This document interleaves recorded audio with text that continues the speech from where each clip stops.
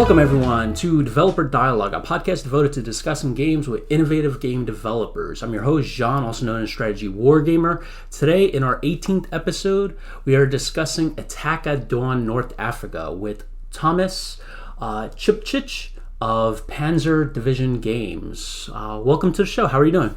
I'm doing fine. How are you doing? Pretty good, if I got that last name correct. Yeah, you did. Okay. Tomislav Čipčić. Very well. Awesome. Thank you for coming on the show. I'm really interested to discuss this really innovative and interesting game that you've kind of are in development of. So one of the first questions I usually kind of jump in with is, so what particular board game or computer game kind of inspired you to start making your own games? Like, what was that game that kind of made you say, I think I could do better? Well, I wouldn't say I wanted to do better. I wanted to do something that I didn't find. I mean, I've played a lot of beautiful games, and if you look at computer games, the games that influenced me the most for making this game were like Sid Meier's Gettysburg and Sid Meier's Antietam, and the games that came after that, like Waterloo and Austerlitz, and a beautiful series, Close Combat series, which I played a lot in the 2000s, and those two maybe were the biggest influence for the logic of this game, on one hand, and on the other hand, because I was very much into the board game and tabletop wargaming world, the games that influenced me from that area were primarily games by MMP, like OCS, DAC 2, and BCS Brazen Chariots, and games like that, primarily. And I didn't want to do better than them, but I wanted to combine operational level fighting with the real-time or WeGo system. Because when you look at it, usually operational level games and strategic level games are mostly turn-based. Mm-hmm. I go, you go. Except from the Hearts of Iron, which is a grand strategy level. And I figured if you can do it on a tactical level, and if you can even do it on a grand strategic level, I saw an opportunity to do it on operational level. Because I imagined moving those regiments and those divisions in the North Africa, but doing it simultaneously. Primarily as a real-time game. And I made a prototype 16 years ago with a couple of my friends, and we tested it for a couple of years. Oh, wow. And we found out that it's very fun to play, because when you do it that way, as a real-time, or as a WeGo, that's practically the same thing, but with the time increment, you get that sense of don't knowing what you're going to find. Because desert warfare is, somebody said it right, it's like a sea warfare. Because the desert is so vast and so expansive that all those units are like ships on the sea, and they are trying to find each other. They are moving of that vastness of the desert, trying to find each other. You don't have the front lines and densely packed lines, but individual units trying to fight each other, and it's all just maneuver and mobility. And when you do it in real time, or in WeGo, you get that tension going, which you don't see so much when you do it in strictly I go, you go turn-based. And that's what I wanted to try. And it was very fun back then when we started 15 years ago. So I didn't, I wanted to, I was very elaborate, but I didn't want to improve any other game. I just wanted to do North Africa in a different way. That's it. Really love that analogy that you used with the vastness of the sea and each unit trying to find each other. I'm gonna have to use that. Mm-hmm. So before we kind of dive in too deep, I wanted to kind of ask you if you have like for people that are not familiar with the game, if you can give us like an elevator pitch of the game Attack at Dawn, North Africa. Sure, it's real-time / WeGo. Operational level war game set in North Africa during the Second World War. It's basically relive Rommel, Monty, O'Connor once more, but in a different way. So that's how I would put it. I'm kind of curious. So, will we see those kind of famous generals on the battlefield?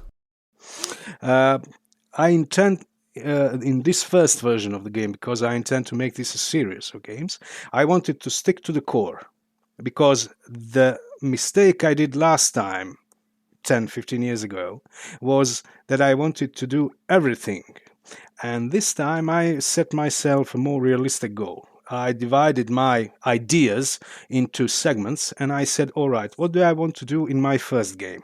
I want to do a core game, I want to do core mechanics, and I want to do them well. I want to make as good AI as I possibly can, and that everything fits in place. One of the ideas was to put general stuff into the game, strategic level decisions, intelligence, logistics, but then I realized that would prolong the project for another 2 or maybe 3 years. So it won't be a part of this first game. In this first game, you will get scenarios, historical scenarios, and some speculative scenarios, and campaigns which combine those scenarios, and based on your results, you branch into one branch tree or another branch tree until you reach the end, and you either win or lose, or in some cases there's a draw. Very rare cases there will be a draw. And basically that's what I'm sticking to in this first game, that operational level fighting on the map, trying to make it as good as possible. In the next game I plan to add, and next game will probably be somewhere on some other theater of war, either Italy or Tunisia, maybe even Normandy. We'll see how the game goes. I'll plan to add general staff operations and the generals and the recruitment, but that is a problem in itself, because then you have, like in Total War series, you have strategic layer where actions are done as a turn-based thing, and then you have operational level where you go into real-time WeGo mode, and that's something I need to think, but that's in the plan, definitely. Oh, wow. I'm kind of curious. How long has the game been in development? Forever. I mean, the first, this game I'm currently making started in, 3 years ago. Oh, okay. In 2018.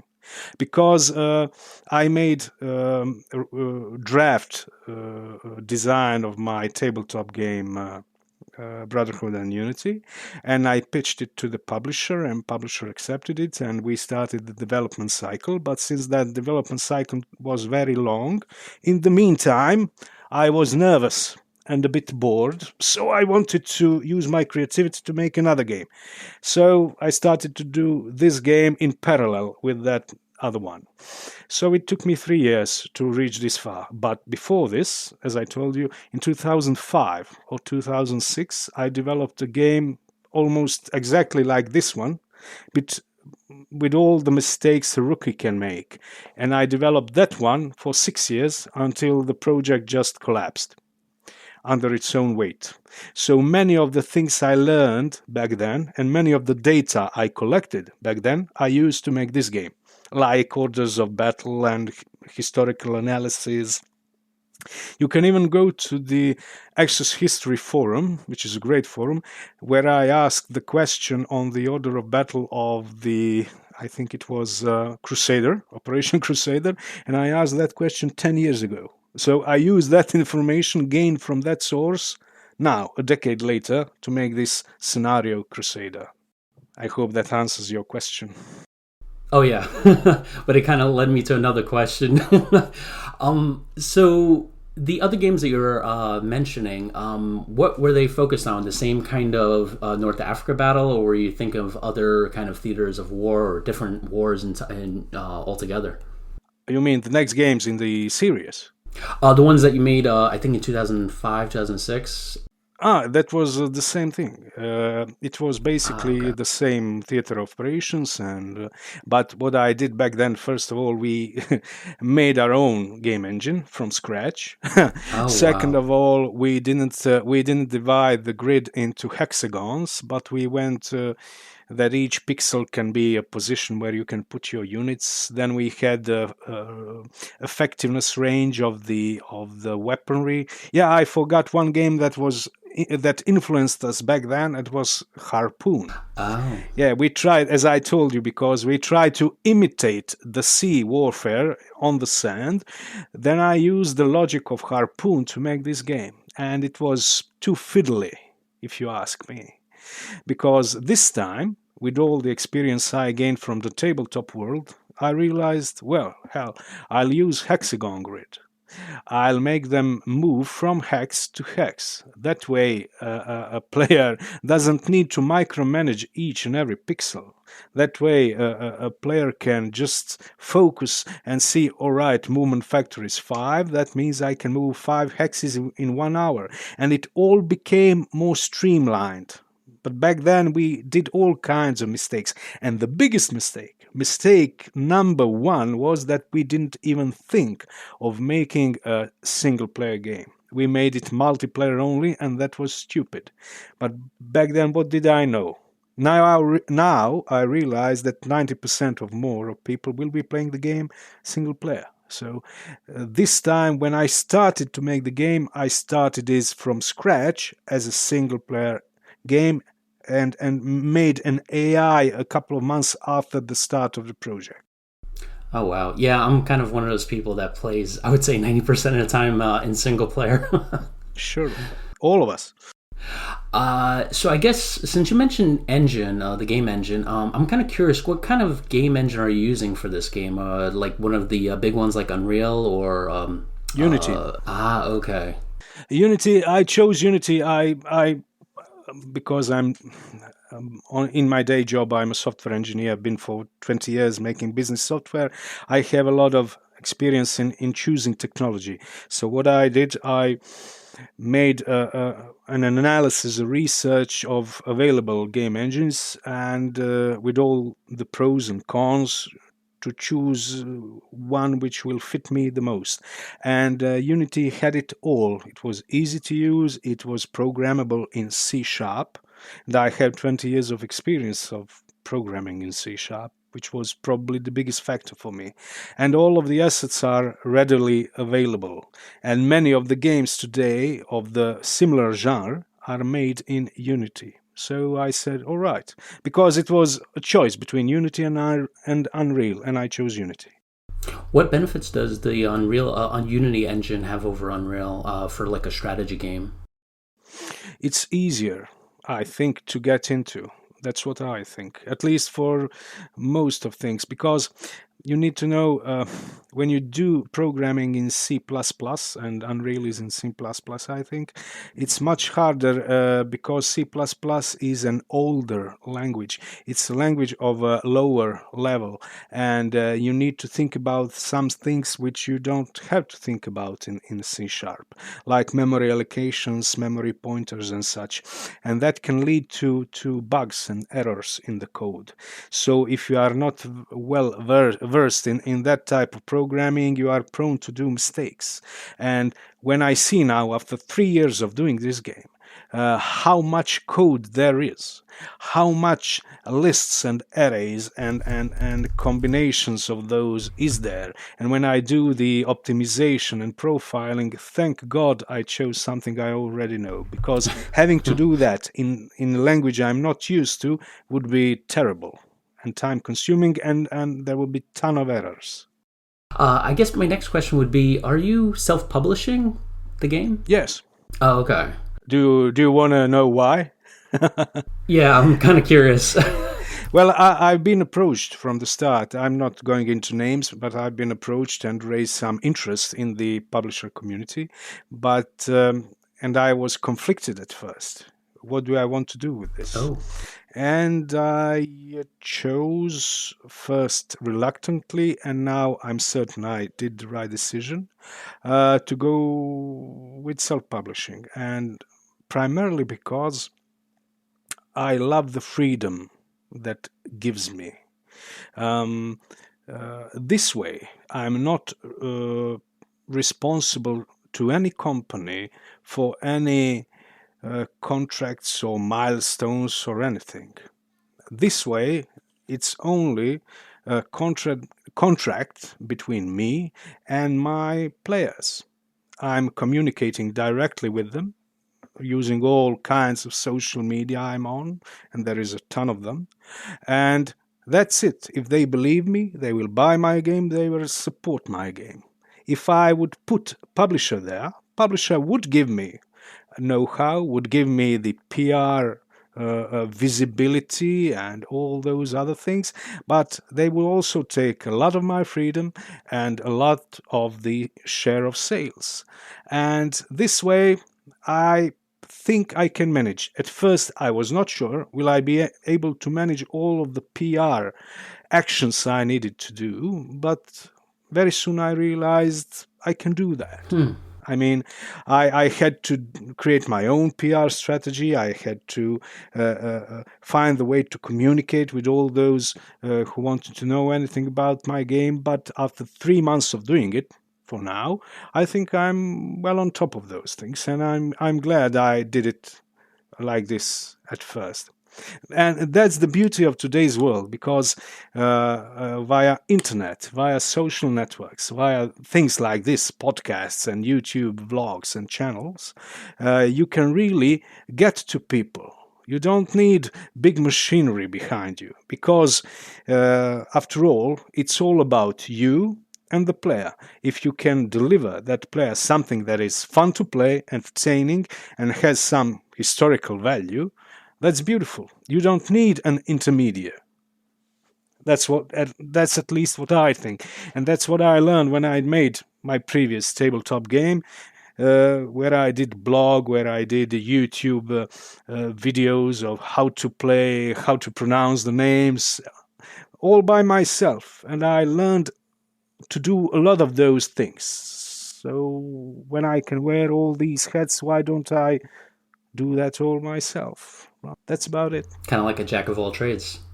Well, when you design a game, that's what you are. At least for these startup games, most of us are jack of all trades. I heard the other day the episode where you had a designer of a warplane, was it?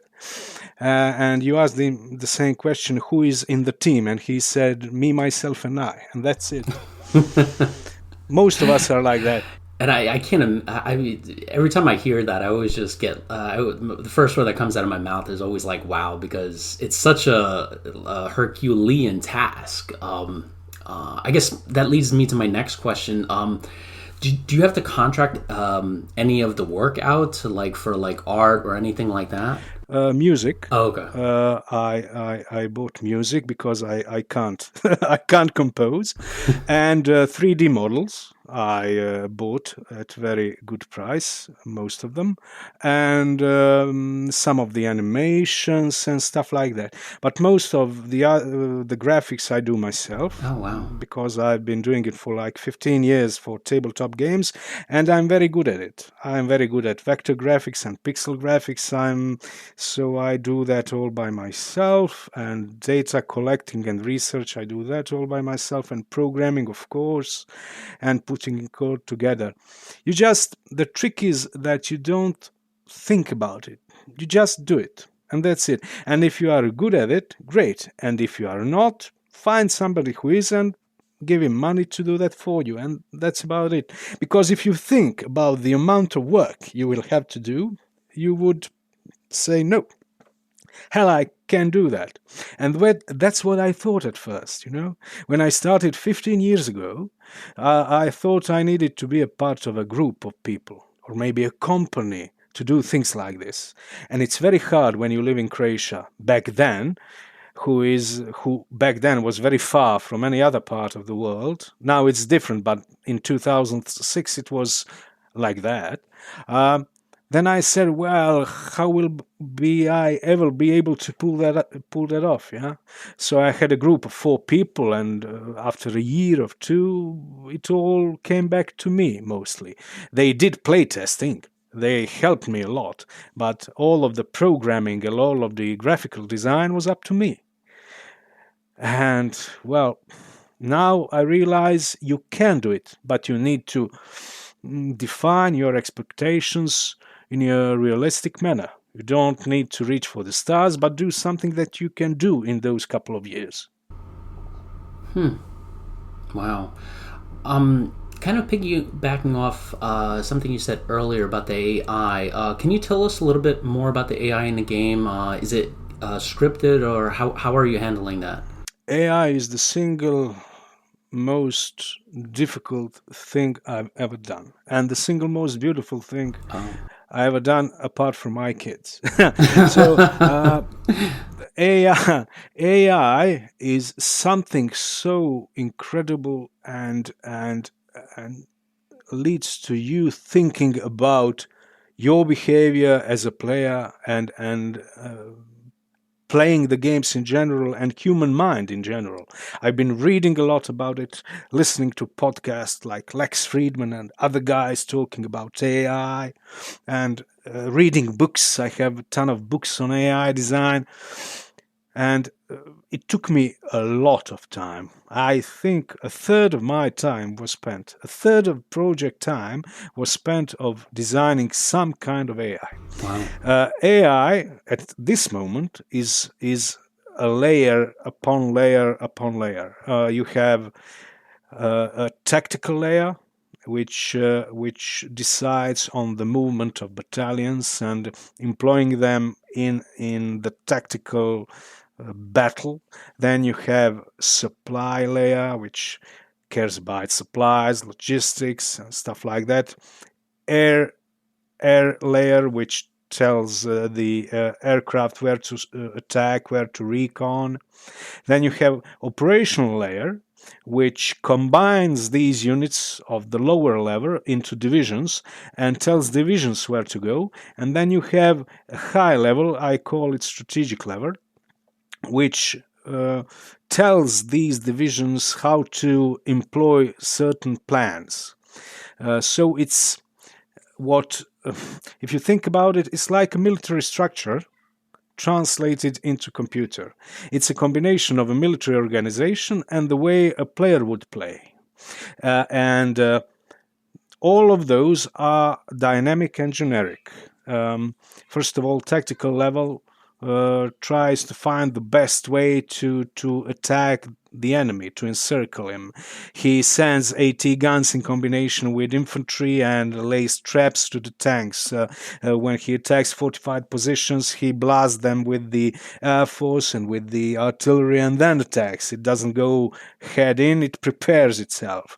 And when you look at operational level and strategic level, they decide which way they will go. They make plans. They say, all right, this is the terrain. I will make an armored thrust on this road and the support thrust on the right flank on this road, and I will make diversion on this part of the battlefield. That's the idea.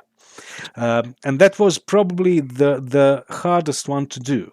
And last year I made a script to do that, a very detailed scripting language for that, which works fine for the first couple of days. But after that, it's very hard to predict, will it go in the right or the wrong direction.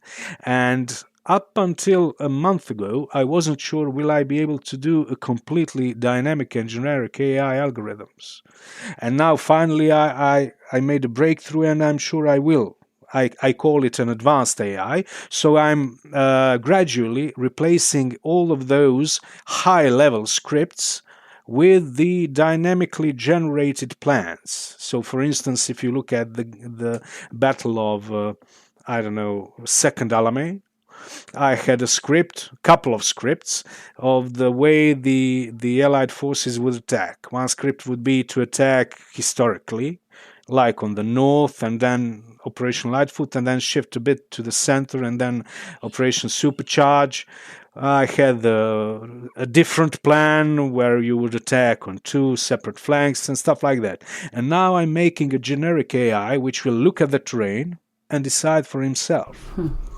And that way, when I make a scenario editor, which I intend to give players so they can mod the game, when they make their own scenarios, they will be able to play them, because they won't have to make script to play them. They will just make some scenario, and they will be able to play against the computer. That's it.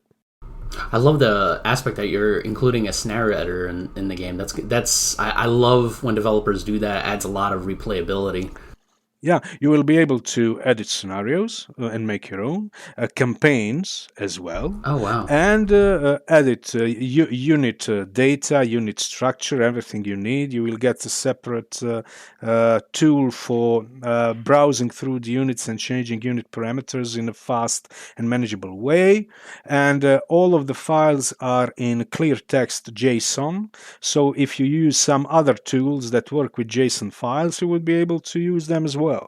So I try to make everything as accessible as possible so that players can do their own battles and even make their own adaptations, their own campaigns and stuff like that. Because I did that with the games I played, so I figured, well, why don't we do that with this game as well? Since you just mentioned units, I noticed in your game you're actually using actual units that served in the region during the conflict. How difficult was the challenge to find each and every unit that it was involved in that combat over there? Yeah, that was the second biggest challenge after the AI. It took years of research, and I'm constantly reading books and trying to find the sources to be as close as possible to the actual order of battle. Because for me, when I make war games, it's not just moving tanks on the desert map. I try to be as close as possible to say the correct name of the unit and the amount of troops and vehicles that were present at that unit at that moment. For me, that is as close as you can be to the historical event, and that's important for me, and I think it's important for many players. And it was very difficult, but luckily, as I read it, and I've been reading about North Africa for years, I had all the data available for me. And I have a lot of spreadsheets with all this data, and I just quotation mark, just had to crunch them and make them into something sensible. And other games helped me as well. I've seen how, for instance, Deck 2 does it, and BCS Brazen Chariots, those beautiful tabletop war games, how they chose, which units did they choose. And that also led me to my designs and stuff like that. I combined all of these data. I've consulted with people on Axis History Forum and other forums, and I think I managed pretty well.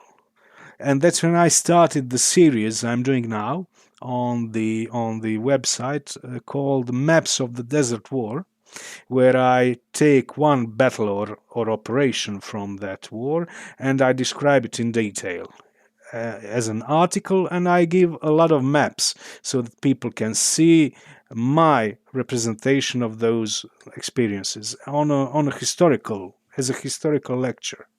Oh wow! Yeah, I definitely need to check those out. Yeah. Because with battles, it's like I know with certain games like Gettysburg, one developer I talked to, they had to go through like months, or if not, I think it was maybe even years of researches to find out where each unit was, what they were doing, and such. So that by itself is almost like a Herculean task on its own.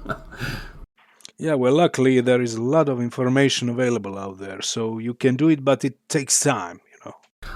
One other question that I had was, I noticed, so the Battle for North Africa has, British and German, and they all had significant navies. I was kind of curious, will naval combat be a factor in the game? No, it won't. If you look at it, primary use of the Navy at that time in North African campaign was on a strategic level. Navy was primarily used to block the Axis supply routes. And there were several task forces in the Mediterranean that really did a good job, and that was the key aspect of the naval involvement. Navy was also used on a couple of occasions for a naval shore bombardment, but not often. And from the German side and Italian side, Navy was used to give supplies, to shift supplies from Italy, and to shift them locally through on the coastal lanes from port to port. And that was mostly it. So Navy was important in a strategic level, and I intend to do it on the later games as a part of, as I said to you before, on that strategic layer where you will decide, oh, I don't know, will we attack Malta or won't we attack Malta, or I don't know, on that level. But not at this time. In future games, which had a significant naval involvement, I will have to include Navy, like invasion of Sicily, or invasion of Anzio, Salerno, or maybe D-Day, of course. But for this game, it's not so crucial.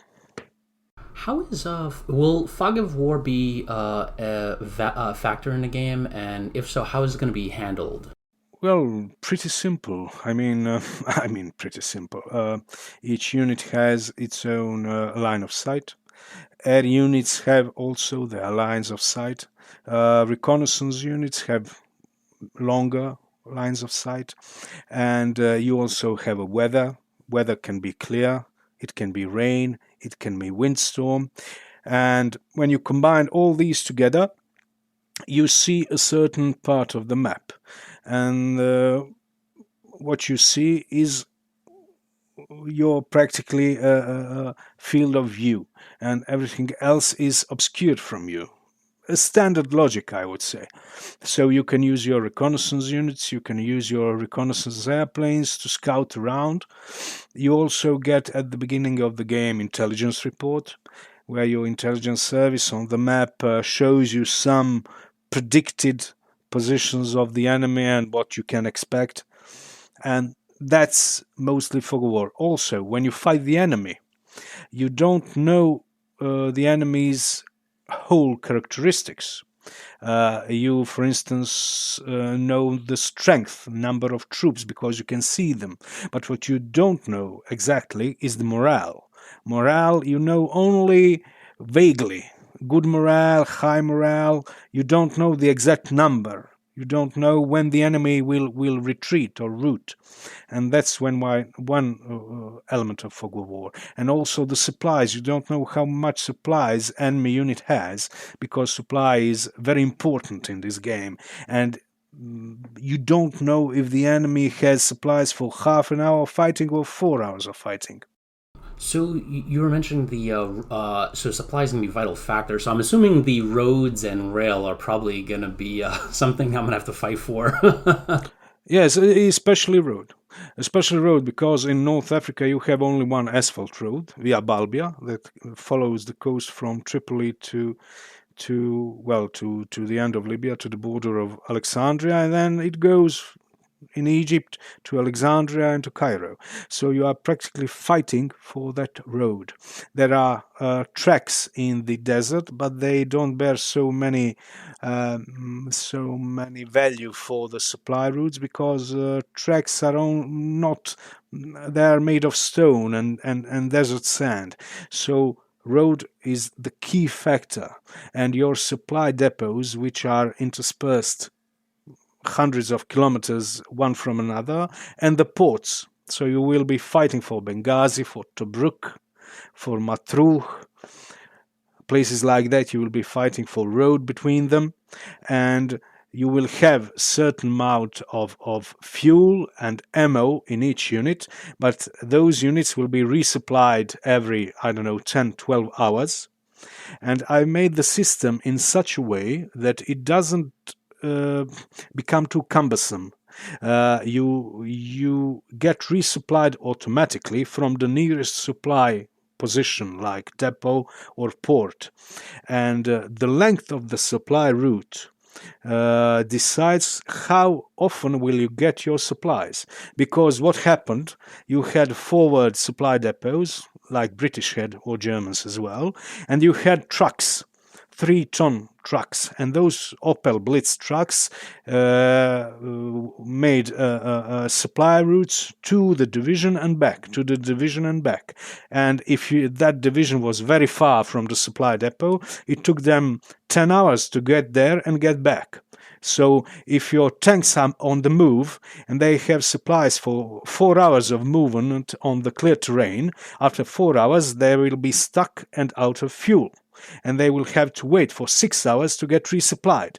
And they will be susceptible to attack. That's the way it goes. So if you go and overreach yourself, you will become stuck, or you will slow down, or you will need to halt more often and more often. And that's what happened.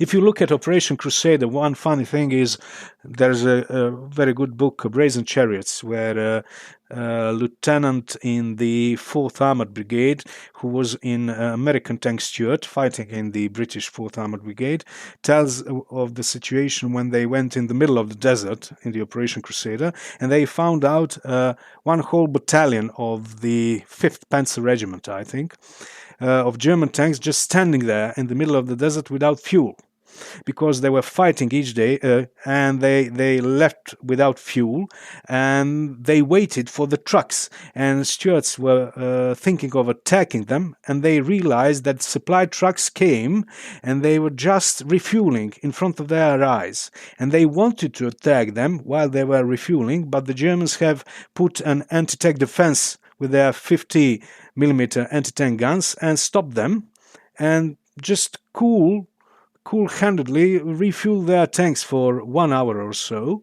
and after that turned on their engines and went off. And that happened very often in battles like that, and that's what I tried to recreate in the game. Wow. So you get into the offensive, and if you don't get your fuel, then you halt for a couple of hours, you get your fuel, and you move on. This supply system is really getting me excited. This is so it seems it has a lot of depth to it. I'm kind of curious. Can I make my own supply depots? That is not possible in this version of the game. It was possible before. Then I realized to be able to do that, I will have to build that grand strategic level. And that will all come in my following games. On the grand strategic level, you will be able to make minefields, supply depots, and things like that. But on operational scale, you are practically playing a historical battle. For instance, if you are playing Operation Crusader, you are playing a historical Operation Crusader. And that means you know where your units are positioned in the defense, and where your supply depots are, where your airfields are. So you will have predefined, historically positioned supply depots, at least at this moment of the game.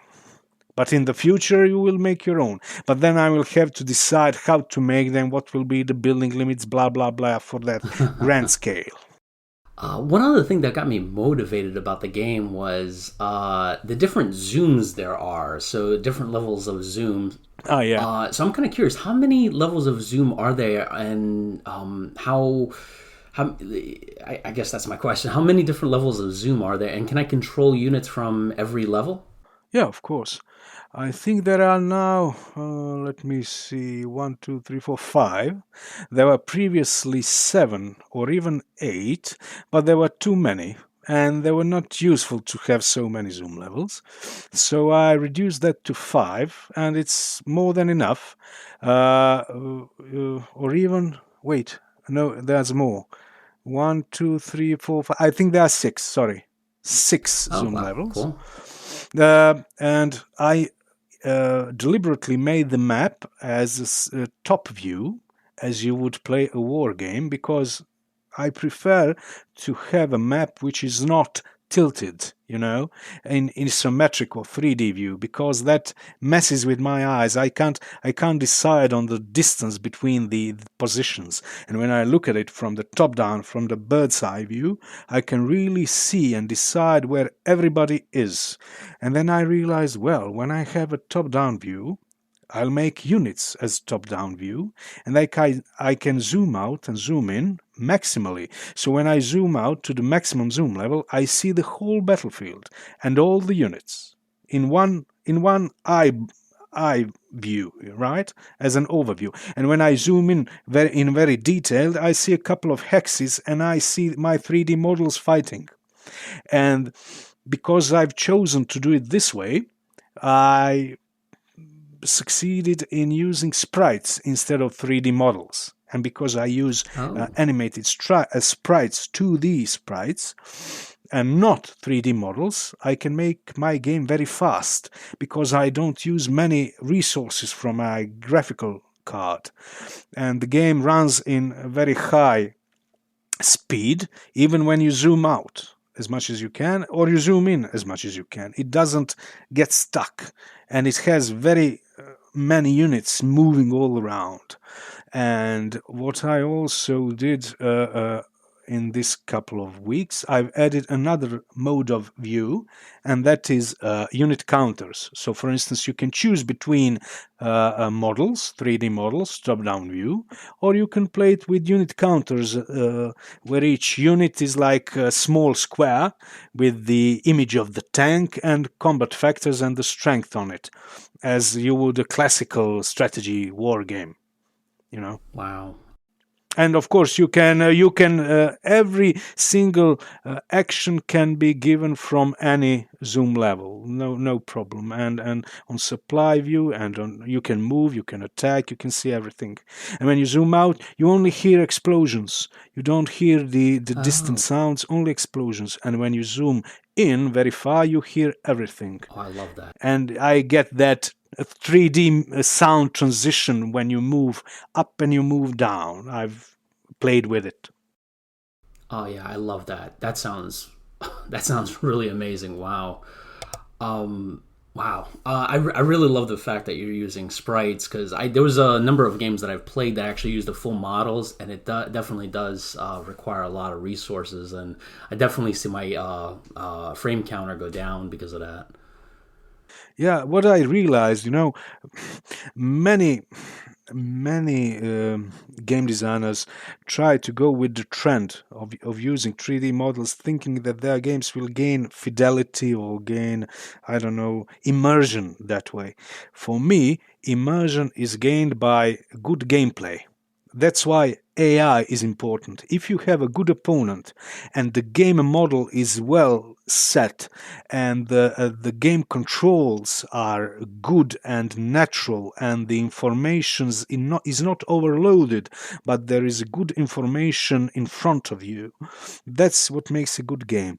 And having sprites doesn't give you anything away from being very, very detailed game, because when you are on that high level, on that high zoom, you practically see small tanks firing at each other. You don't need a high polygon model doing that, because most of the polygons aren't visible at all. Just all time something is moving. And I did it with the animated sprites. Each explosion has like 60 or 70 small frames for small images that move within a couple of seconds, and it's enough. And my frame rate shot to the sky from like 20 frame rate when I used 3D models to like 100. That was the difference in the calculation time for my video card. Incredible. What kind of video card are you using? I don't know. I don't know. It's a 3 years old computer. Just let me see. I look into it.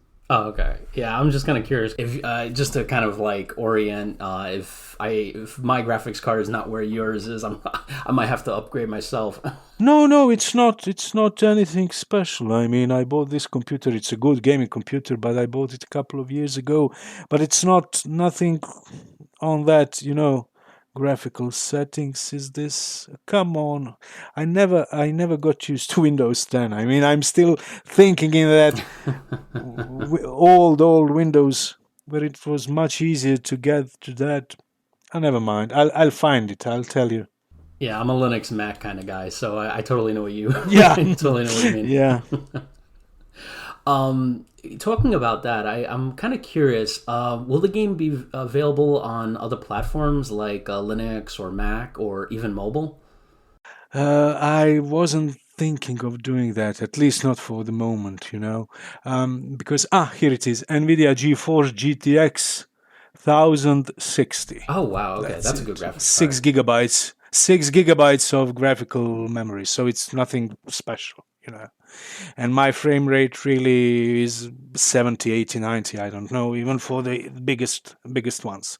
Well, a couple of players asked me that. I wasn't thinking of doing it because it's very difficult to, even though Unity can export to PlayStation, to mobile, to Linux, but you need to write different code. Code isn't the same. Oh. So, and I myself don't own a Mac, and I would have to hire somebody to do that. But on the other hand, if there is really a big need for that, and a lot of players say, I want to do that, and mathematically and marketing-wise, it makes sense to do that, why not? But at this moment, I think I will stick to the core, at least at start. And that is game with its core mechanics on Windows, to see if it works. And when enough people buy the game, then we'll see what the next steps will be for porting the game or something else. I know you mentioned earlier that you were thinking about focusing on Normandy and Sicily. I'm kind of curious. So I knew you were thinking of those kind of conflicts, but would other wars work with an engine like this, perhaps like, let's say, World War I or the Korean War or something like that? Yeah, they probably would. This game is best suited for mobile wars because it emphasizes movement and emphasizes maneuver. And in each war where you had that amount of mobility, this engine could be used. So it's Second World War, or in the First World War, that would be Eastern Front, like in Galicia, or there in North in the Poland. Or, for instance, after the Second World War, you can have Israeli wars, Six-Day War, Yom Kippur War, or maybe Korea, wars like that, definitely. Yeah, I would love a game like that for the Israeli war. There's very few of those that I've encountered. Yeah, I was thinking of making it, but let's move slowly. In the future, I hope even reaching the Eastern Front, but Eastern Front is so huge and daunting task that I need to get to that level of knowledge and quality to be able to do something like that. But just think about it, having that Eastern Front in the game, that would be beautiful. But on the other hand, this game is set on a battalion level, so how would that work? Would I need to have Operation Group, Army Group Center as one game, Army Group South as some other game, or play it as different battles? I don't know. We'll see in the future. For now, this game works very well, even if you are commanding with the army of 150, 160,000 troops, because it's streamlined so that you can really see all of that and move all of that. But if you try to control more units, like 300,000 people, that would be more difficult. And I would have to improve my AI and give some choices to the player to use the AI for some of the units while moving the others by hand. I don't know. We'll see when we go to that. One question I have is what state of the game is the game in? Are you in alpha, beta? I don't know what letter would that be, but basically all of the core mechanics are there. Scenarios are written and have been tested several times, and now I'm in a position to playtest and redoing the AI. I'm scrapping my scripted AI, high-level AI, and I'm making the generic AI and testing how it works in these scenarios and trying to make it as best as possible. That's the situation I'm in now. And how long will it take? I really don't know, because when you are making an AI, each time you play, you find something new, you find something else, and you need to decide, am I going to implement this or not? When somebody does this feint with these units, am I going to leave it as it is, or am I going to intercept it, and how this algorithm is going to look like? That's what I'm doing now. And I'm testing the scenarios, because I'm writing, as I told you, the blog and maps about the historical background for each scenario. Then I'm comparing my historical analysis and those historical articles with my scenarios to see if they fit, if there is something missing. For instance, a couple of weeks ago when I posted my article on Battle of Alam el Khalfa, somebody on the historical Axis History Forum told me that I've missed one division. That was Italian Parachute Division Folgore, and he was right. He even gave me a reference to a book. I read that book and I saw right, and I put that division where it had to be. Oh wow! So that's where I'm in. I'm just those rough edges are being sanded now. I love the detail that you're going with this game. I really appreciate that. This is awesome.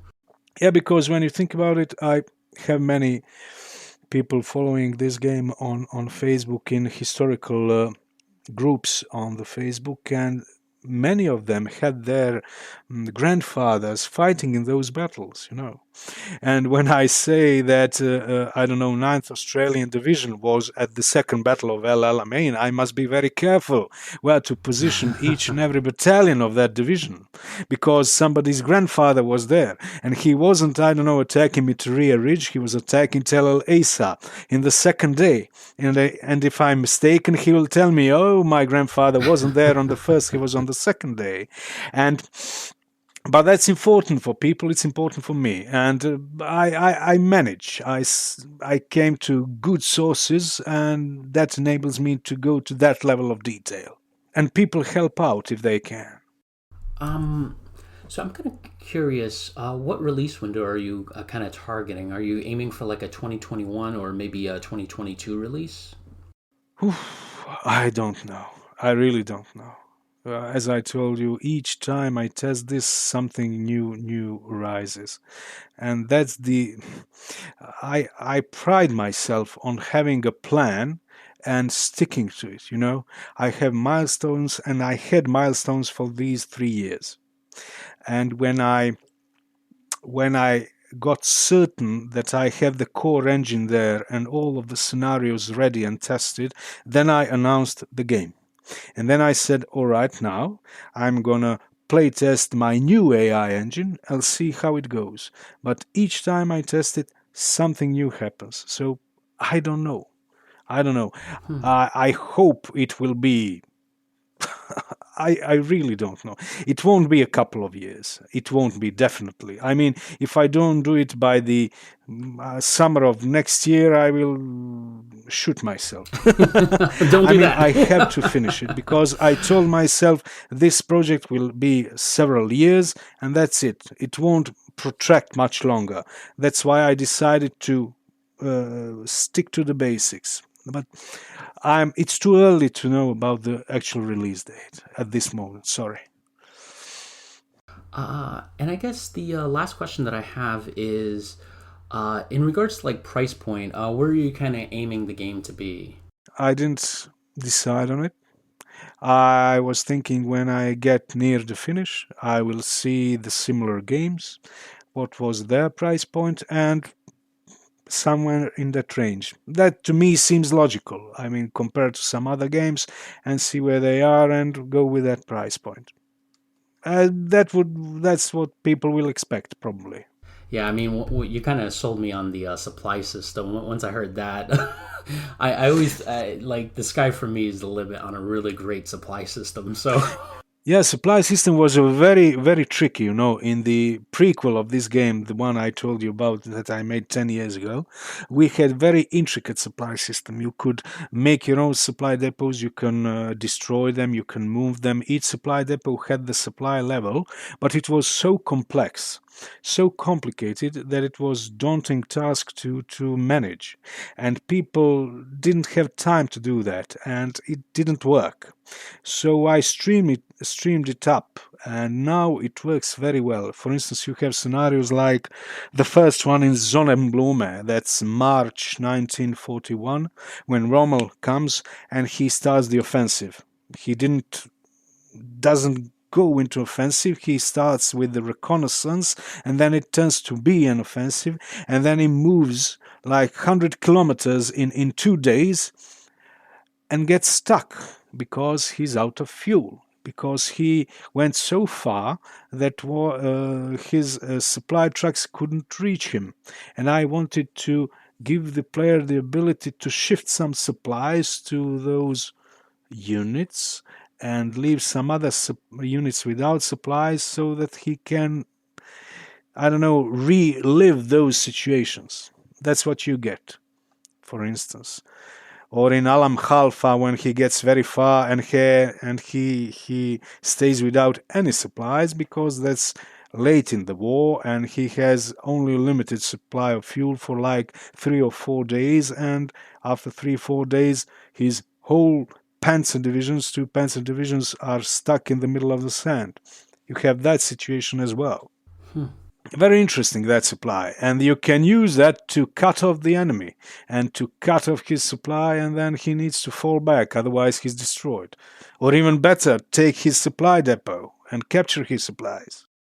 I love that aspect. It's kind of like almost like a Stonewall Jackson kind of thing.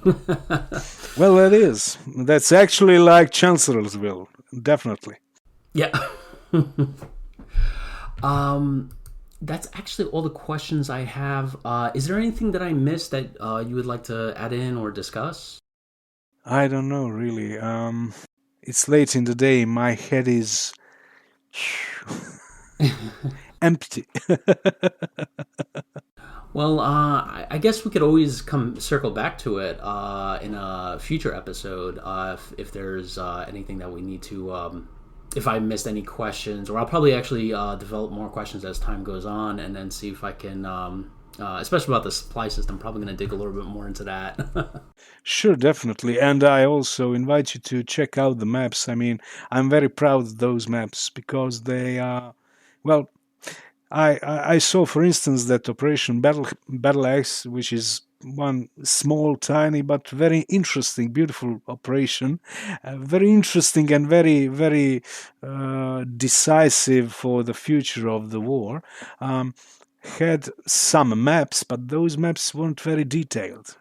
And then I said, hell, why won't I make those maps? And then I started doing that as a series.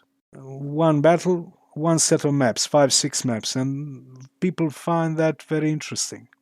And that's what got the word out to the players, for instance. Can you send me the link to that so I can include that in the episode description so the viewers can actually visit it? Yeah, of course. Oh, okay. Awesome. Because I know that's the first thing I'm going to be doing. Great. Well, thank you for coming on the show. I really appreciate it. I'm definitely going to keep track of this game because I can't wait to its release, and hopefully it'll be sooner than next summer. But I'm always about the person, about the quote that it'll be done when it's done. I'd rather it be perfect than too early of a release.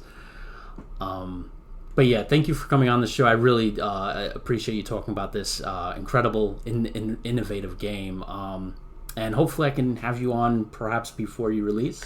Whenever you feel like talking, just call me and I'm here. And thank you for calling and reaching out. I'm always in for some talking about these things. If not the game, then Desert War or anything else. Just call me. Awesome. Will do. Thank you for joining us, and be sure to subscribe to our podcast to get notifications about future episodes. And if you have a spare couple of minutes, be sure to leave a review of this episode on your podcast app. Thank you, and we'll see you in the next one. See you then.